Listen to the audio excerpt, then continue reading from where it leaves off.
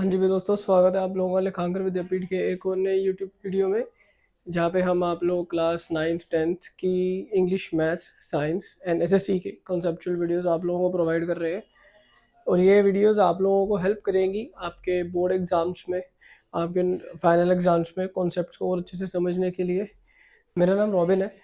मेरे को पिछले 14 साल से साइंस और SST of 9th and 10th and 11th and 12th की आईपी एंड सीएस पढ़ाने का एक्सपीरियंस है।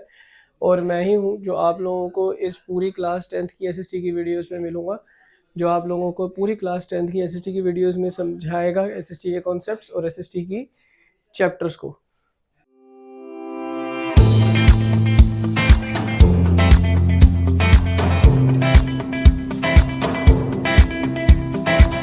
आप लोगों की पॉलिटिकल साइंस का पहला चैप्टर होने वाला है, दैट इज़ पावर शेयरिंग। अब ये चैप्टर इक्वली इम्पॉर्टेंट है। पहले तो मैं आप लोगों को थोड़ा सा पॉलिटिकल साइंस जो आप क्लास 10th में पढ़ने वाले हो उसका एक इंट्रोडक्शन दे देता हूँ।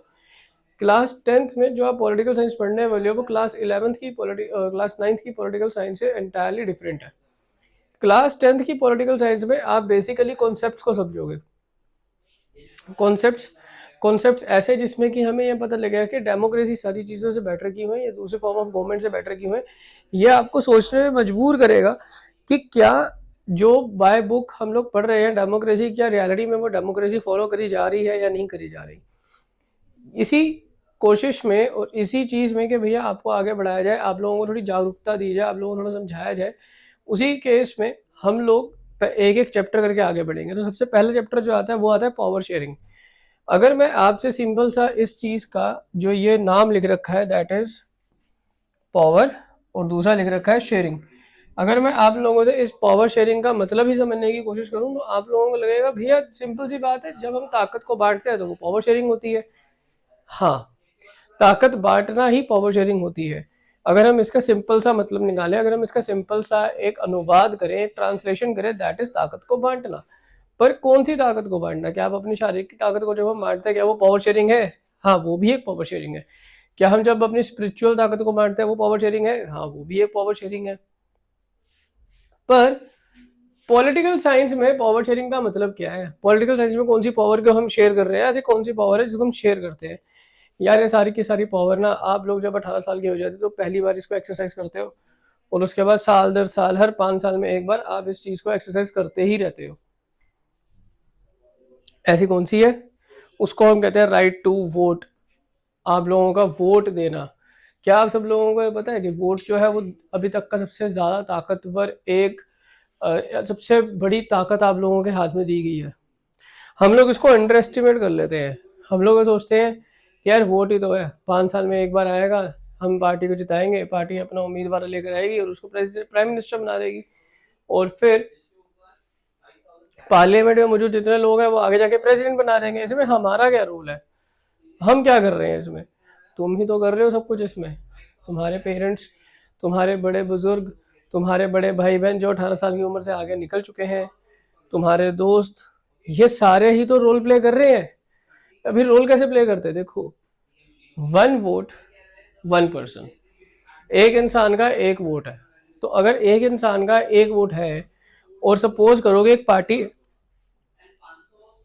दो पार्टियां हैं जो लड़ने के लिए तैयार है, आपस में लड़ाई लड़ रही है कि कौन जीतेगा कौन जीतेगा। हर किसी ने वोट दिया, सबका वोट बराबर है। सबका वोट बराबर होने की वजह से क्या हो रहा है? सपोज करो कि 100 बंदे थे, 50 बंदों ने ए पार्टी को वोट दिया, 50 बंदों ने बी पार्टी को वोट दिया, कौन जीतेगा? कोई भी नहीं। पर अगर एक आधा वोट भी इधर का उधर हो गया, अगर एक आधा वोट भी ए पार्टी से बी पार्टी को चला गया, बी पार्टी से पार्टी को आ गया, तो क्या होगा? कोई एक पार्टी जीत जाएगी। समझ में I value of your votes? समझ में आया कि आपके वोट्स कितने ताकत रखते हैं आपके अंदर, आप लोगों को कैसे सपोर्ट करते हैं। अब यही चीज आगे जाके और बढ़ जाती है। अब ये आगे जाके और कैसे बढ़ जाती है देखो, सपोज करो कि पार्टी ए पार्टी बी में से ठीक पार्टी जो थी वो पार्टी बी थी, और पार्टी ए जो थी वो प्रिटेंशियस थी, वो प्रिटेंड कर रही थी कि हम लोग बहुत अच्छे हैं, हम लोग बहुत बढ़िया हैं, हम लोग आप लोगों की सारी बातें मानेंगे, सारे वादे पूरे करेंगे, एक्स वाई जेड सब उन्होंने बोला। बेचारी जनता बोली, वो पार्टी ए के बहकावे पे आ गई। क्या पता लगा? पार्टी ए ने झूठ बोला। अब गलती किसकी? पार्टी ए की नहीं, पार्टी बी की नहीं, गलती आप लोगों की। आप लोग उनके बहकावे में आए हो, हम लोग उनके बहकावे में आए, तो गलती हमारी है, एक्सेप्टेड। तो इसी तरीके से इसी को ही कहते हैं पावर शेयरिंग। और हम इस चैप्टर में इन्हीं चीज के बारे में पढ़ेंगे कि पावर शेयरिंग है क्या, करी क्यों जाती है, और ये इतनी डिजायरेबल क्यों है। हम क्यों किसी को बोलेंगे हाँ हम पावर शेयर करेंगे, और दूसरे को हमारी पावर शेयरिंग क्यों चाहिए, दूसरा हमसे पावर क्यों लेना चाहता है, तो ये डिजायरेबल होती है। सबसे पहली बात आती है पावर शेयरिंग में। अब जब पावर शेयरिंग का चैप्टर शुरू होता है ना, तो पावर शेयरिंग का चैप्टर शुरू होने से पहले ना आपको यहाँ पे दो कंट्रीज की कहानी बताएगी, एक है बेल्जियम और एक है श्रीलंका। दोनों बहुत छोटी छोटी कंट्रीज हैं। कितनी छोटी भाई, हरियाणा इनसे बड़ा है भाई, हरियाणा की पॉपुलेशन इनसे ज्यादा पॉपुलेशन है। ये इतनी छोटी छोटी कंट्रीज हैं। तो जो बेल्जियम एंड श्रीलंका है वो बेसिकली कितना छोटा है, वो इवन हरियाणा से भी छोटा है, बहुत छोटा है आप लोगों का बेल्जियम एंड श्रीलंका। पर इन दोनों का एग्जाम्पल इस बुक में डाला क्यों है, या इन दोनों का एग्जाम्पल इस चैप्टर में डाला क्यों है, ये हमें बेसिक कॉन्सेप्ट समझने की जरूरत बताएंगे। हमें बताएंगे कि हम लोगों को बेसिक कॉन्सेप्ट क्यों समझना चाहिए, कि लोगों का एक पावर शेयरिंग बहुत जरूरी है और ये वक्त के साथ डिजायरेबल बनती जाती है। तो पहला एग्जाम्पल जो आता है वो आता है आप लोगों का बेल्जियम पॉपुलेशन को लेके। तो बेल्जियम में जो पॉपुलेशन थी, सॉरी, बेल्जियम में जो पॉपुलेशन है वो डच स्पीकिंग लोग हैं, फ्रेंच स्पीकिंग लोग हैं और जर्मन स्पीकिंग लोग हैं। डच स्पीकिंग लोग सबसे ज्यादा है वहां पे 59%, फ्रेंच स्पीकिंग लोग सेकेंडरी है 40%, और सबसे कम जो है 1% है। और इसको हम कहते हैं माइनॉरिटी।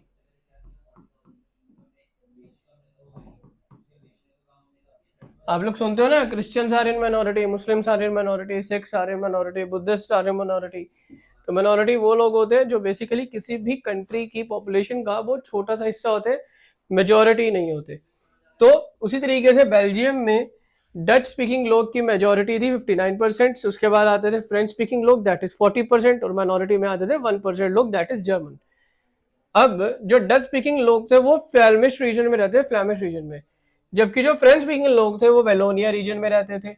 और जर्मन जो थे वो आपस में एक जगह दूसरी जगह में फैले हुए थे। अगर हम इस मैप के बेसिस पे चले तो देखो, अपर हाफ पार्ट जो है वो आप लोगों का वेलोन रीजन है, और नीचे का जो ये फ्लैमिश रीजन है, ये जर्मन रीजन है, और ये छोटा सा जो हिस्सा आप लोगों को दिख रहा है ना, ये ब्रसल्स है। और ब्रसल्स कैपिटल जो था ये कंट्री के एकदम उलट था। कैसे? इसमें क्या था, इसमें फ्रेंच स्पीकिंग लोग ज्यादा थे और डच स्पीकिंग लोग कम थे ब्रसल्स में। तो दोनों में अलग अलग थी। अब डच स्पीकिंग लोग जो थे कॉन्स्टिट्यूट करते थे मेजोरिटी इन द कंट्री, जबकि माइनॉरिटी थी इनकी ब्रसल्स में। तो ब्रसल्स की पॉपुलेशन कैसी थी, ब्रसल्स की पॉपुलेशन में डच स्पीकिंग लोग सिर्फ 20% थे, और फ्रेंच स्पीकिंग लोग सिर्फ 80% थे, और जर्मन जो थे, जर्मन स्पीकिंग लोग जो थे वो थे ही नहीं ब्रसल्स में, तो इनका तो कोई काम ही नहीं था। तो वहां पे सबसे ज्यादा लोग कौन थे, फ्रेंच, और उसके बाद थे सबसे ज्यादा डच। जबकि अगर हम कंट्री की बात करें तो कंट्री में उल्टा हिसाब है, कंट्री में फ्रेंच कम है और डच ज्यादा है। तो यहाँ पे एक पॉसिबिलिटी थी कि कभी भी कुछ भी हो सकता है। ऑब्वियसली हो सकता है यार, कैसे हो सकता है, जिस कंट्री में ज्यादा पॉपुलेशन उनकी कैपिटल में अगर उन लोगों की है जो कंट्री में ही ज्यादा नहीं है, दैट इज फ्रेंच स्पीकिंग लोग, तो डच स्पीकिंग लोग क्यों मानेंगे कि भैया हम लोगों के ऊपर इन माइनॉरिटी वाले लोगों का दबदबा हो, या ये हमारी बातें दबाए। तो उस चक्कर में क्या हुआ कि यहाँ पे कुछ ना कुछ होने की संभावना हमेशा रहती थी, और यहाँ पे धीरे धीरे कुछ ना कुछ होता भी था। अब ये तो था बेल्जियम। अब हम बात करते हैं श्रीलंका की। बेल्जियम की कहानी ना यार याद रखना, अभी मैं आगे जब हम चलेंगे ना तो मैं आपको बताऊंगा कि बेल्जियम में और क्या होता है। तो अब हम आगे चलते हैं और आगे चल के कहानी पढ़ते हैं श्रीलंका की। श्रीलंका में ना थोड़ा सा अलग हिसाब था। श्रीलंका में सिन्हाला स्पीकिंग लोग हैं जो 74% है, तमिल स्पीकर्स हैं 18% है, और इनमें से 13% श्रीलंकन तमिल्स थे। इन 18 में से 13% श्रीलंकन थे और 5% जो थे वो इंडियन तमिल्स थे। आप लोगों का पहले तो सवाल ये आएगा, तमिल एक इंडियन स्पीकिंग लैंग्वेज है, वो श्रीलंका में कर क्या रही है? बेटा श्रीलंका में भी वो गई थी। एक्चुअल में क्या हुआ था, जब ब्रिटिशर्स हम लोगों को पकड़ते थे, हम लोगों को वो आज़ादी के दौरान, आज़ादी की लड़ाई के दौरान जब हमें पकड़ा जाता था तो वो काला पानी की सजा देने के लिए हमें श्रीलंका भेज देते थे, और फिर हम वहाँ श्रीलंका जाते थे। श्रीलंका में काला पानी की सजा लेते थे और वहीं पे लोगों ने गुजर बसर शुरू कर दी और वहीं पर रहना शुरू कर दिया, समवट लाइक ऑस्ट्रेलिया।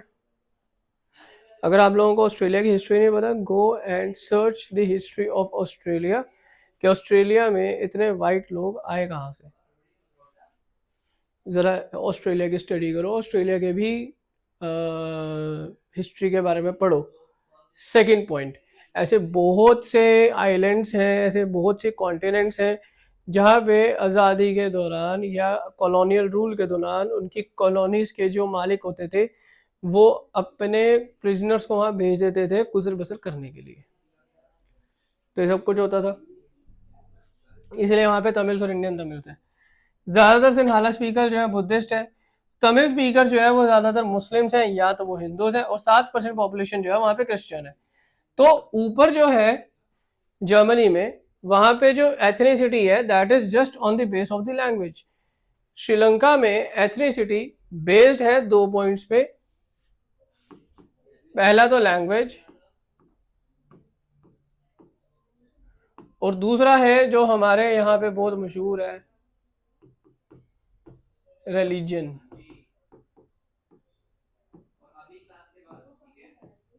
धर्म कर्म, तेरा धर्म क्या मेरा धर्म क्या, तू हिंदू मैं मुस्लिम, तू सब सिख मैं क्रिश्चियन, चलता रहता है ना इंडिया में। आप लोग न्यूज़ चैनल्स देखते ही हो, तो न्यूज़ चैनल्स में सब चीज़ें आती रहती है कि आज एक हिंदू का मुस्लिम ने ये कर दिया, आज एक मुस्लिम का हिंदू ने ये कर दिया। तो that is what religion is. तो श्रीलंका में जो एथनिसिटी थी वो 2 चीज़ों पे डिपेंड कर रही थी, लैंग्वेज और रिलीजन। जबकि जो जर्मनी था वहाँ, जो सॉरी जो ब्रसल्स था, वहाँ पे जो एथनिसिटी डिपेंड कर रही थी that is just because of their language. अब बात यहाँ ये आती है, why should we study these. तो हम यहाँ पे 2 स्टडी पढ़ेंगे। पहली हम केस स्टडी पढ़ेंगे कि क्या हो कि अगर हम मेजोरिटेरियन का फैसला कर लें। भैया मेजोरिटेरियन सुना सुना सा लग रहा है, हाँ सुना सुना सा तो होगा, सुनते हो ना, हिंदुत्व, हिंदू राष्ट्र, हिंदुस्तान, हम हिंदू राष्ट्र बनाएंगे, हम फलानी कंट्री को अपने एक धर्म से आगे लेके जाएंगे। सुनने में बहुत अच्छा लगता है ना, अच्छा नहीं है। सपोज करो इंडिया में आप लोगों को पता है there is no mother tongue. सुनने में बड़ा अजीब लगता है, it is written in our NCERT book, it is written in curriculum that we don't have our mother tongue. आप लोगों को पता है कि ये फैसला क्यों लिया गया था कि कोई मदर टंग नहीं रहेगी यहाँ पे? नहीं पता ना, वो इधर से पता लगेगा कि हमने मदर टंग क्यों नहीं यूज करी।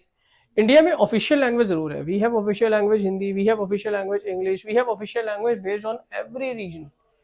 फॉर एग्जाम्पल पंजाब में जाते तो पंजाबी वहाँ की 3rd ऑफिशियल लैंग्वेज है, साउथ में जाते तो उनकी लैंग्वेज 3rd ऑफिशियल लैंग्वेज है वहाँ की, वहाँ के डॉक्यूमेंट्स उस लैंग्वेज में भी प्रोड्यूस होते हैं, है ना।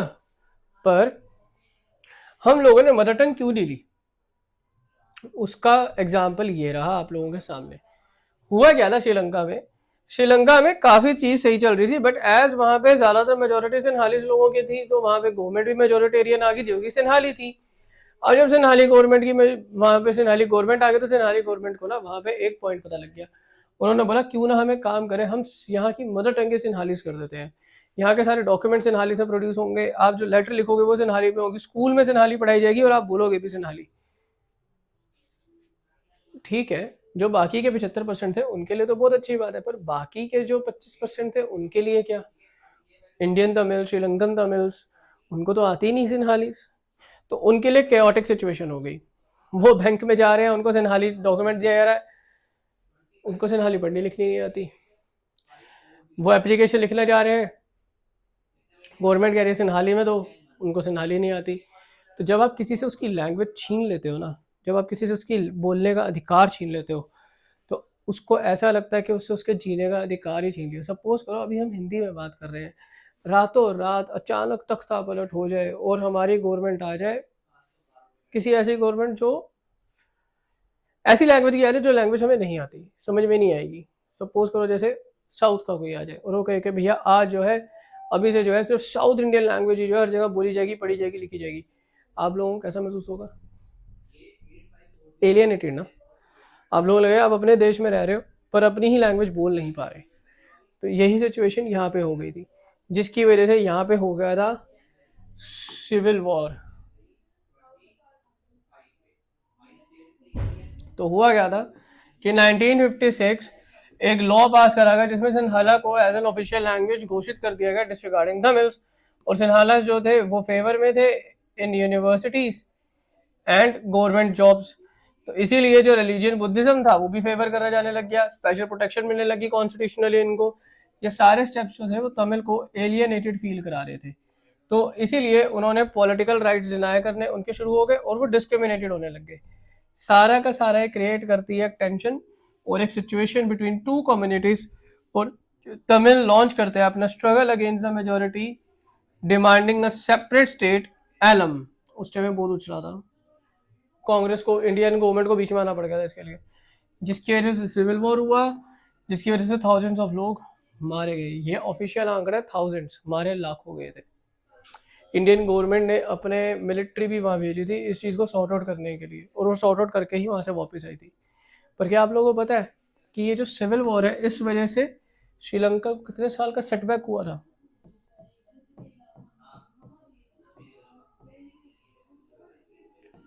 15 ईयर्स का इकोनॉमिकल सेटबैक हो गया था उनको। उनका टूरिज्म खत्म हो गया था, उनके फाइनेंस खत्म हो गए थे, उनके रिजर्व्स खत्म हो गए थे। कोई कंट्री उनके वहाँ इन्वेस्ट करने को तैयार नहीं हो रही थी, जस्ट बिकॉज क्योंकि उनकी अपनी कंट्री की सिचुएशन खत्म हो चुकी थी। तो एक तरीका तो ये है, पावर शेयरिंग नहीं करी पर हमने लोगों को उकसा जरूर दिया। दूसरा मॉडल है बेल्जियम का। अब बेल्जियम का मॉडल हम नेक्स्ट वीडियो में समझेंगे। आई होप सो जब आपने इतना सब समझा होगा तो आपके दिमाग में एक ख्याल आया होगा कि यार मेजोरिटेरियन जो है वो तो हम बिल्कुल अच्छा नहीं है। मैं चाहता हूँ कि आप ये ख्याल को अपने दिमाग में होल्ड करके रखें, और जब मैं अपनी नेक्स्ट वीडियो में आऊँगा तो आप अगली वीडियो से समझें कि ब्रसल्स का क्या मॉडल था और ब्रसल्स ने अपने मॉडल को कैसे इम्प्रूव करा। तो तब तक के लिए टाटा बाय बाय। आप लोगों को हो सकता है ये वीडियो पसंद आई हो। अगर ये वीडियो पसंद आई है तो नीचे कमेंट, लाइक एंड शेयर ज़रूर करना है, और इस चैनल को सब्सक्राइब करना है। मैं आप लोगों को मिलूंगा अगली वीडियो में, तब तक के लिए।